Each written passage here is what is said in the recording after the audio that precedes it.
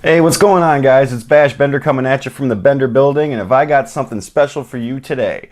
Today we are going to take a old nice PC here, and we are going to breathe some new life into it, make it a little more badass, a little more awesome. We're going to get a couple of different functions out of this, video editing, gaming, things like that, and I am going to show you how to build your own budget gaming PC for $250. So let's check this thing out.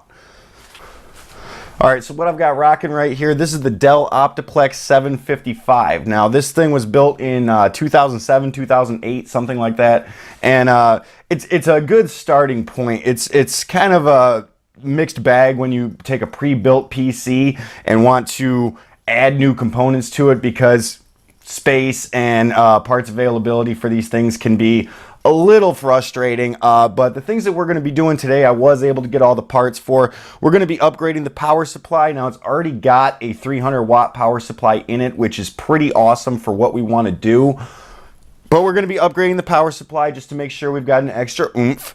We're going to be adding 8 gigs of DDR2 RAM.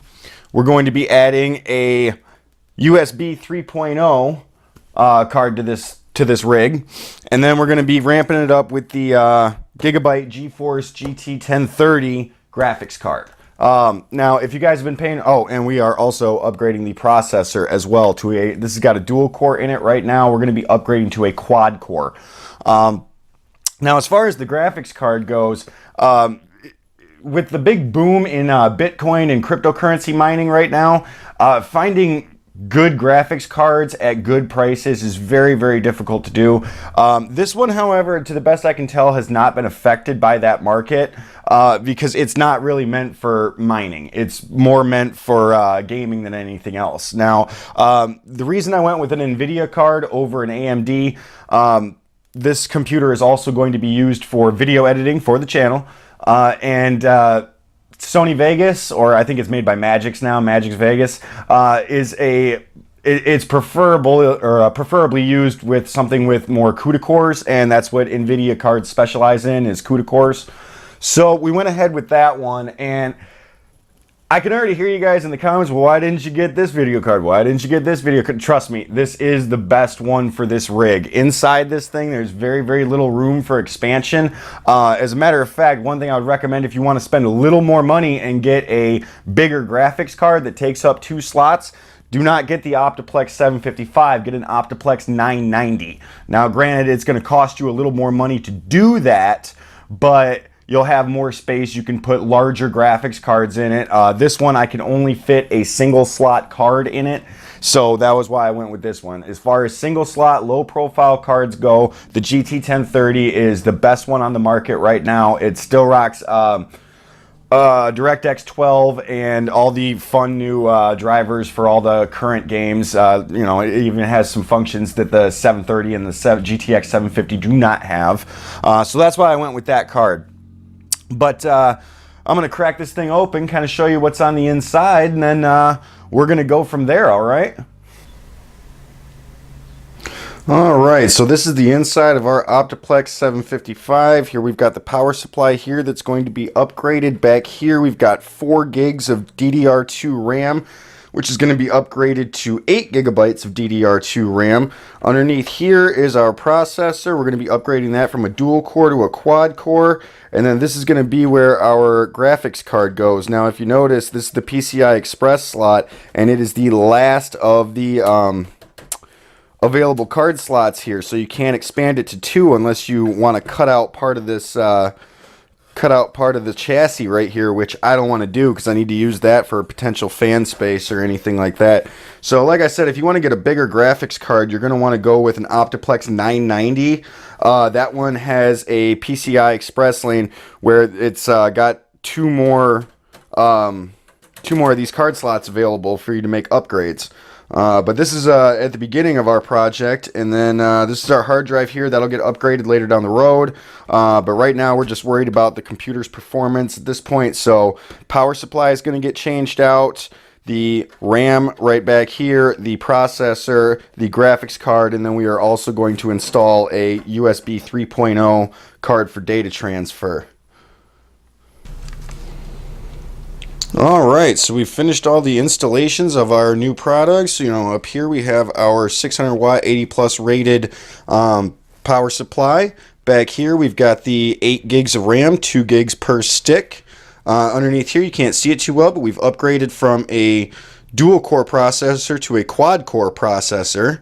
We've got our graphics card right over here. We've got our USB 3.0 card right here with power going to it. Now, I want you guys to notice something. See these two capacitors right here next to the graphics card? This is why on this particular build you have to get a single slot graphics card. And then right over here, we've got the heatsink housing. So this, even though it's a smaller, lower end graphics card, I understand that, it is the absolute best graphics card for this build because it uses up the last of the expansion slots over here, so you can't do a dual width card unless you make some adjustments to the chassis. And with these capacitors right here, a lot of the thicker cards do not fit. They'll be rubbing up against them, and then it just wreaks havoc with heat transfer.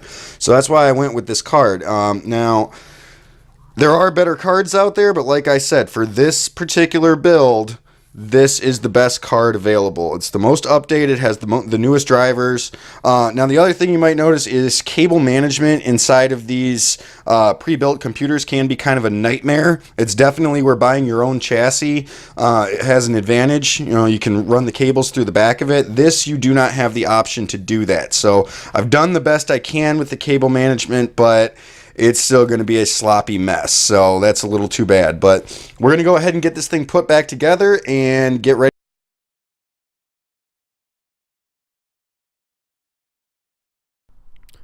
All right, so looking at this, our BIOS says our RAM and our GPU has taken.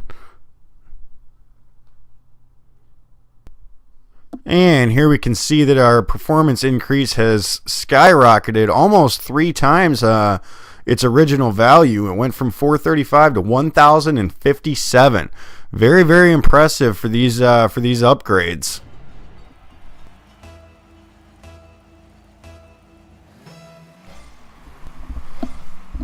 Alright, and as you can see, we were able to download and boot up Rocket League running at high settings, and it's looking pretty good. The frame rates are pretty solid.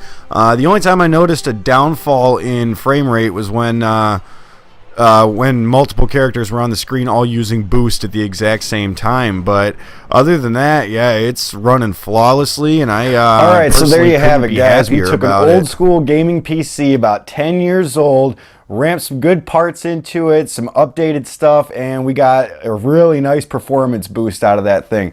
I am so happy with this project, which we codenamed Project Freedom, because we did this with the freedom to choose our own parts and our own supplies and keep it under budget. Speaking of which, I figured we'd go over some prices real quick and figure out exactly how much money we spent on this thing. The PC itself cost me $50 on eBay. With free shipping, so $50. Then we got the 600 watt power supply. This was $40, so that takes us up to $90.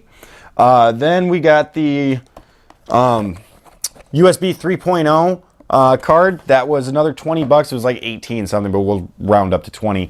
All right, so that's 110.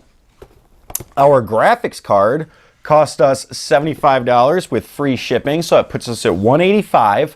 The RAM chips, each package of 2 was $20, so it was $40. So that's what, $225. And then the processor was 20 bucks. So $245. So for less than $250, we built ourselves a pretty decent gaming PC, and I couldn't be happier with it.